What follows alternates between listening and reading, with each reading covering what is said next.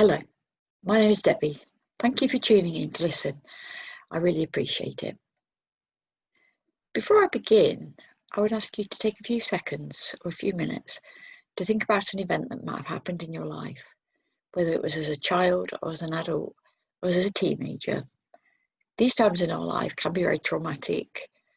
People deal with things in different ways. And I just want to share with you today several of the traumas and events that have happened to me in my life. As a child, my first memory was sitting on the edge of a hospital bed, screaming for my parents. In those days, of course, parents weren't allowed to stay with their children. It was a traumatic event for me, and that event, although I still see myself sitting there, happened a long time ago.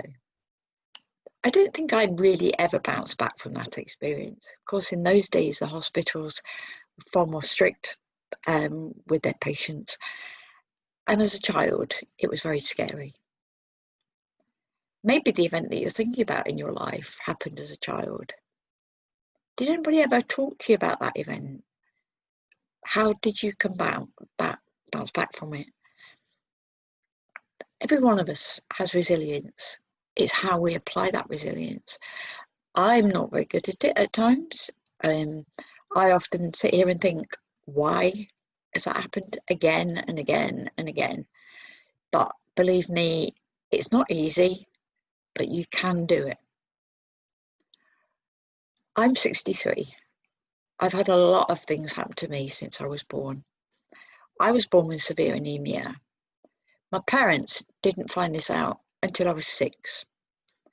I was thought to be a very quiet child because I didn't have the energy or the wherewithal to play. I have a twin sister who is a lot more energetic, or was, I should say, a lot more energetic than myself, and really took over the limelight because I was quiet. I just sat and played with one toy, so I'm led to believe. After many years, my mum had to take my brother to the GP for something or other, but the GP was more concerned about me as I was taken along with him. I ended up in hospital the next day having tests for anemia.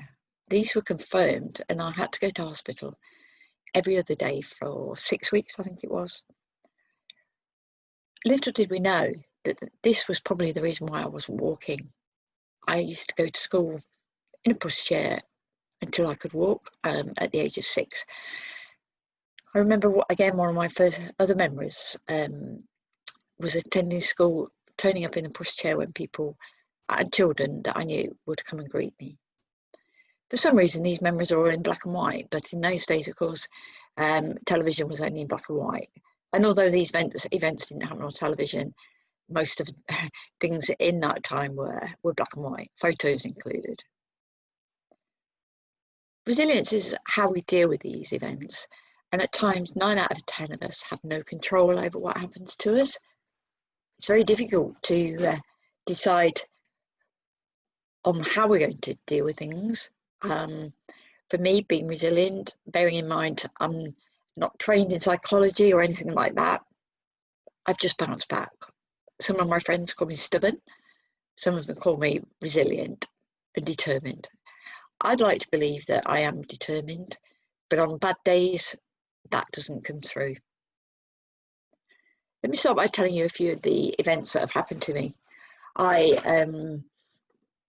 a child, I was really quite poorly a lot of the time and missed an awful lot of school in the early years. And of course, those early years at school help you develop in your education.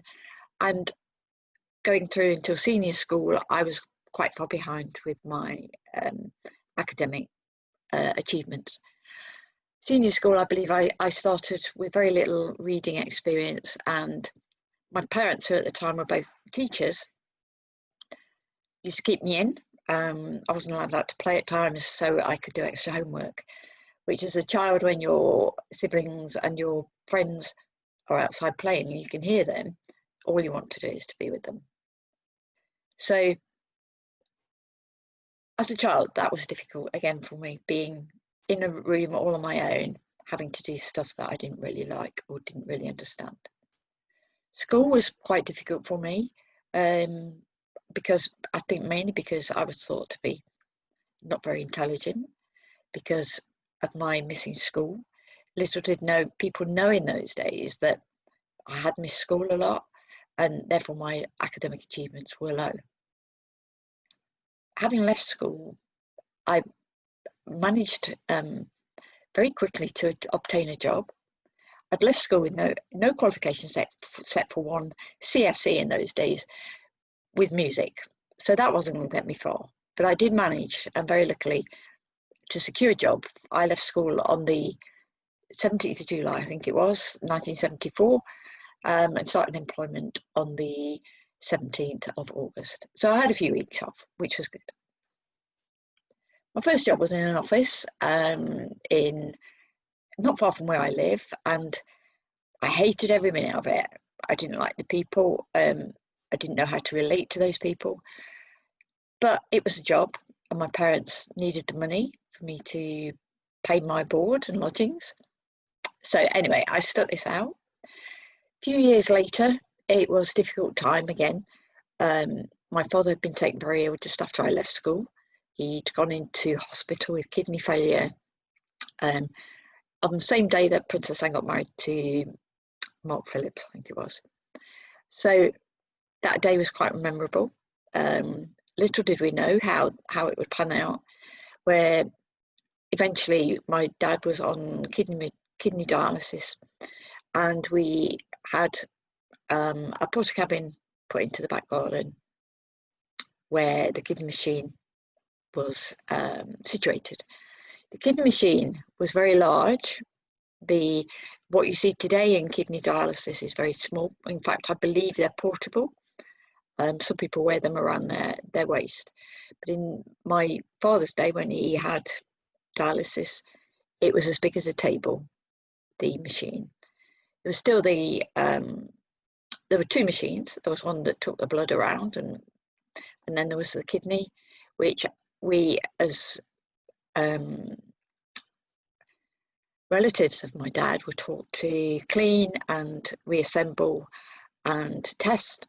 And if the test didn't work, then we would have to clean and reassemble the machine again after my dad had been on dialysis. I don't remember enjoying doing that. It was quite difficult because my mum had a lot of responsibility about attaching my dad to the machine. She had to learn to give him injections and all sorts of nasty little things. And she slept in the cabin with Dad during the night time when he was on dialysis. Dialysis lasted for a few years. 4 or 5 years later, he was lucky enough to get a transplant. By this time I was 21 and looking forward to my 21st birthday, which we had. Dad was in hospital when I was 21.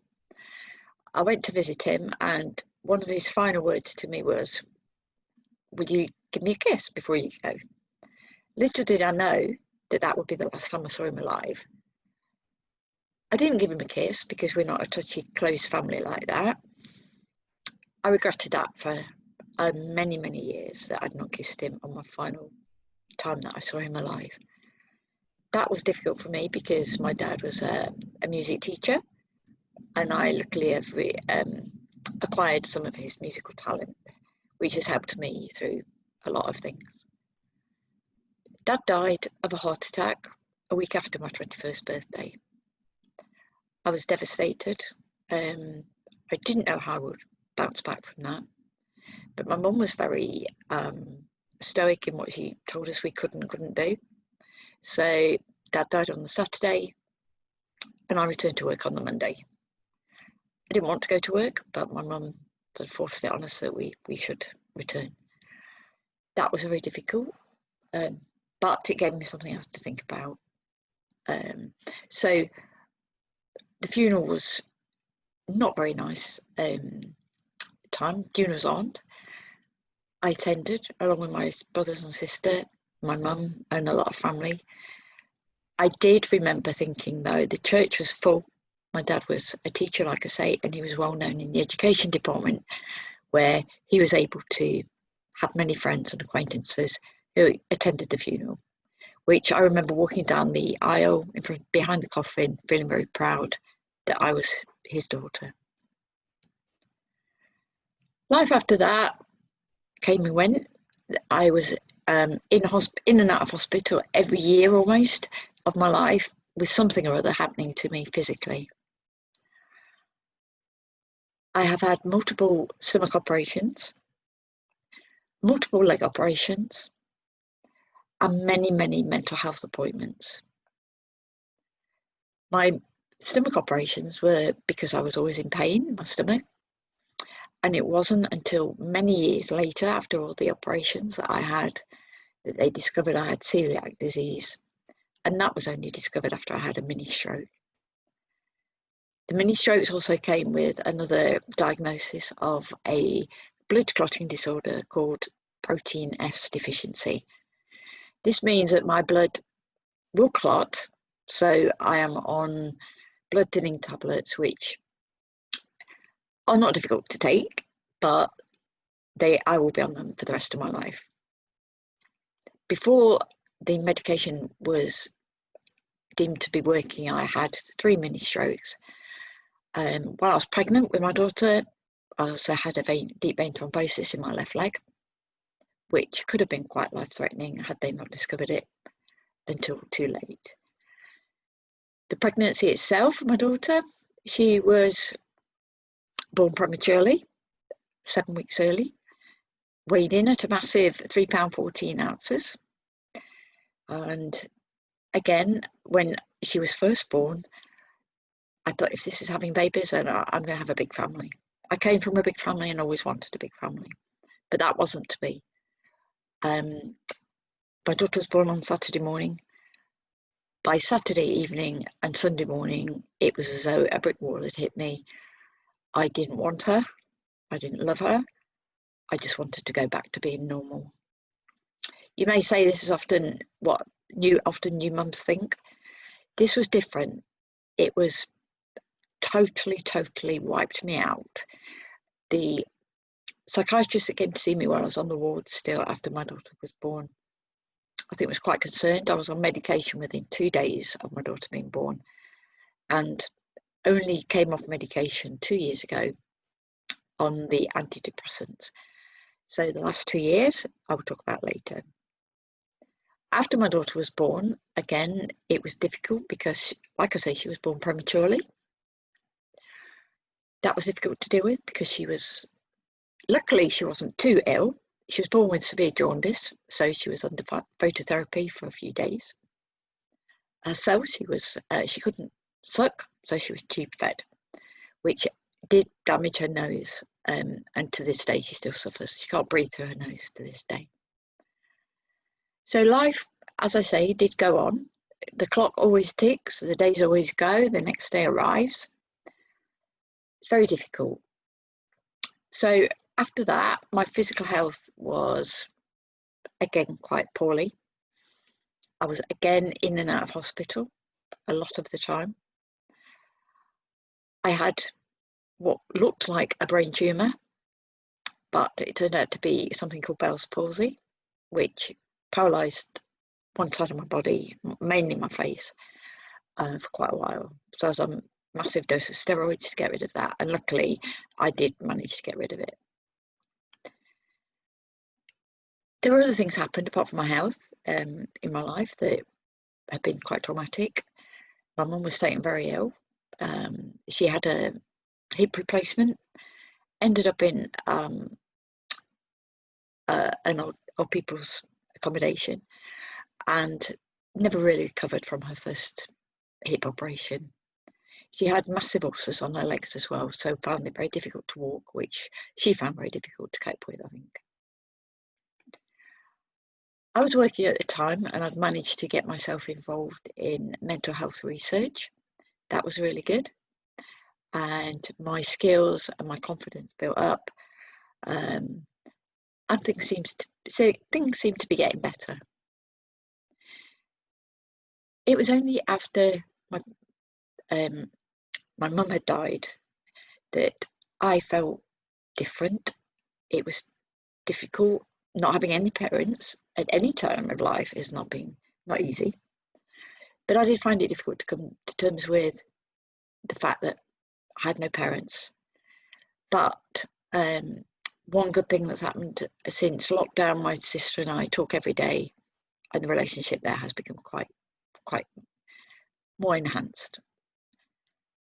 So going back to work, I became involved in patient public involvement, worked in research, mental health research, developed skills around the research process, and developed skills around being able to talk at meetings where people were deciding on other people's lives.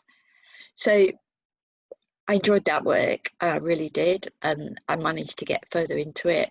I got myself a job working for an organisation called the Mental Health Research Network, which unfortunately no longer exists, but it gave me a good starting point to where I am today with mental health research. Other things, my daughter grew up and went to school. That was fascinating, and she really, really enjoyed her schoolwork until she started senior school. She didn't like senior school. I don't think it was difficult for her. She did have friends, but in her final year there, she was bullied quite badly and indeed didn't finish the last year of school. She took her exams, didn't manage to get many, but then with her resilience, she went back to college and discovered how clever she is and managed to get up to university as well. So I'm very proud of the fact that she managed to bounce back from that. So all the time I talk about bouncing back. These things are hopeful. Events happen to everybody. Every one of us has had something happen which has dislodged our feelings and emotions. It's difficult to come back sometimes. I've had other things happen to me. Work-wise, have not always been great, but since I've become working in mental health research, working for different organisations, and the university has made me feel much more better about myself.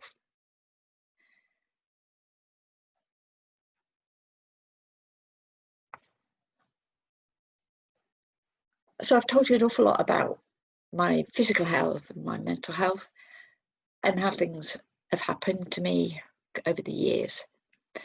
But the last 5 years have been different.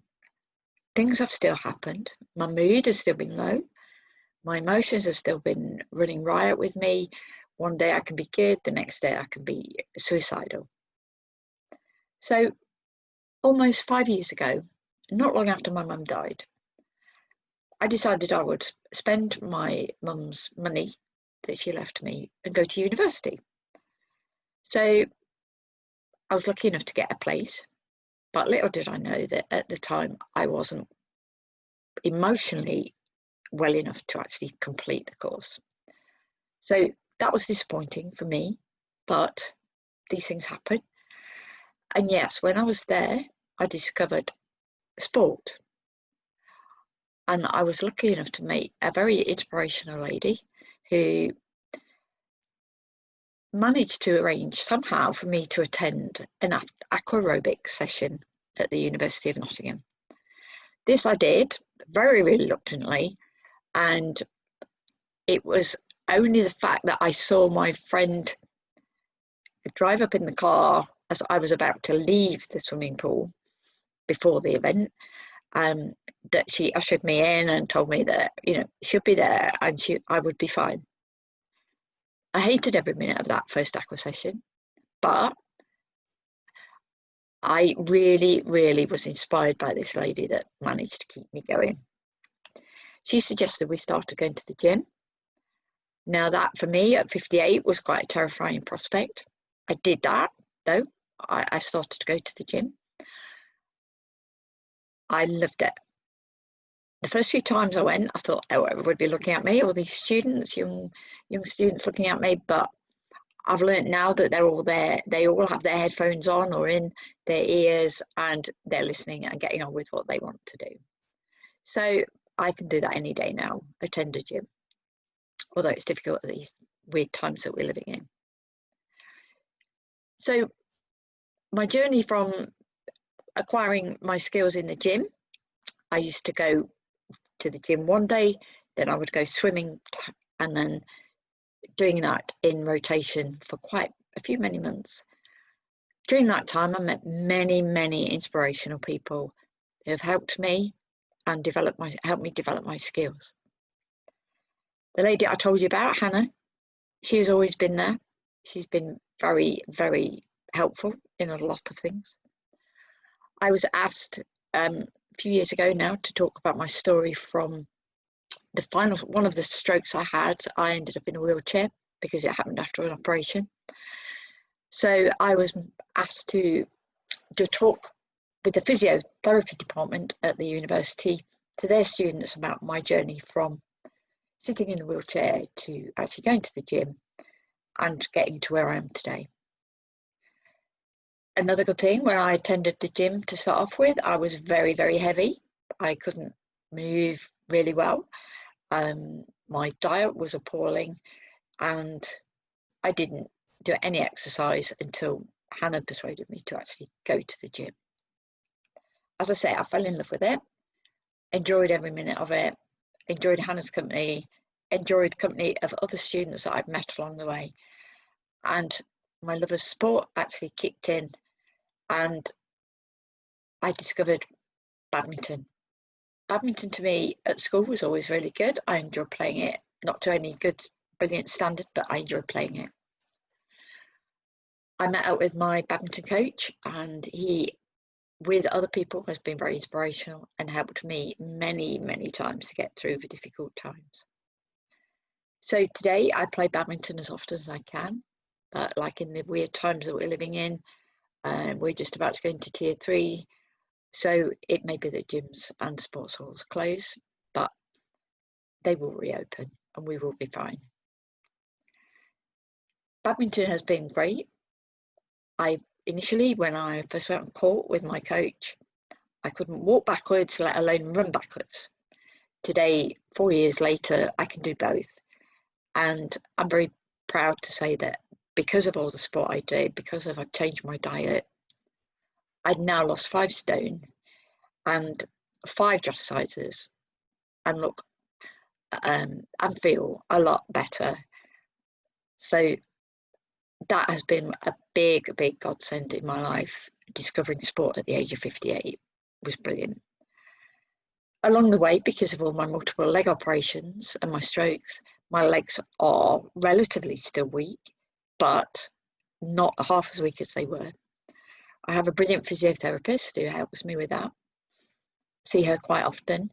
So things are looking up until we arrived at lockdown in March of this year. I found it difficult to begin with, like a lot of people. Many of you in the audience will have felt the same. It was difficult, but once I thought and understood that it wasn't just happening to me, that it was happening to everybody on the planet almost, then I managed to accept the situation and get on with it. So during lockdown, I managed to write a lot, which is another way I managed to help with my emotions. I was lucky enough to get many of my blogs published on the Institute of Mental Health website and other places as well. I started to do some work with Mind, the mental health charity, and over lockdown did some work and writing for them too. So that was good. I managed, because of the good weather that we had in the beginning of lockdown, I managed to keep exercising in the back garden that I have at my house. So that was nice. But I also discovered walking. The first few weeks of lockdown, I didn't want to go out of the house. It was like a big monster waiting for me outside, and I was frightened to go out of the house.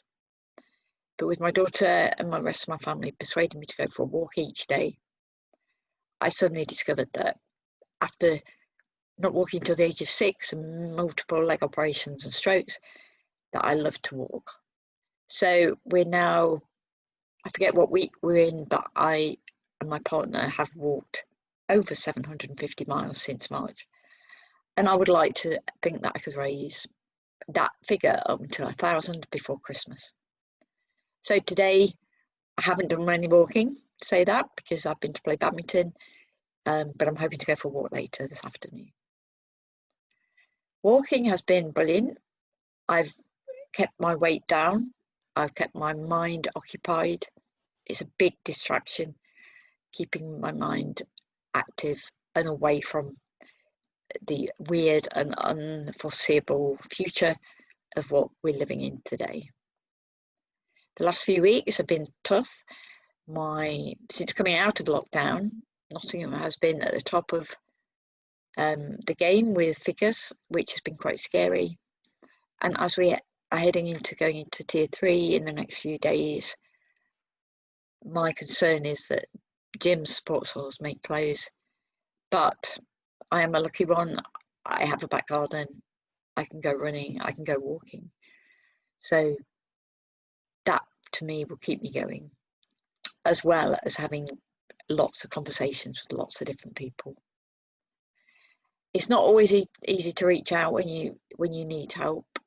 I tend to find that really difficult, reaching out to people. I've always had problems with relationships, understanding relationships. As a child, I never had many friends, and all through my life I found it difficult, up until I discovered sport and discovered people who are in sport are inspirational people, and working as a team with many of them as I do, I find I can help them too. So resilience then is quite an individual thing, but what I'd like to say to you today is that whatever comes your way, the clock still ticks, the days still go, and you will come out of it, and you will be such a more stronger person than you believe in many, many years that you are. I still don't believe that I'm a strong person. I've had lots of things happen to me. I've had lots of operations. I've had lots of miscarriages. I've had lots of things happen. But today is a tough day for me emotionally, but I'm still here. And I hope I can be inspirational to other people as they have been to me.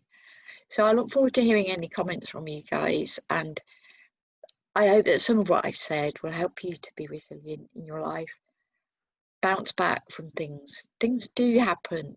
We all have things happen in our life. I'm not by any means taking monopoly on events happening in my life, but I've had a few.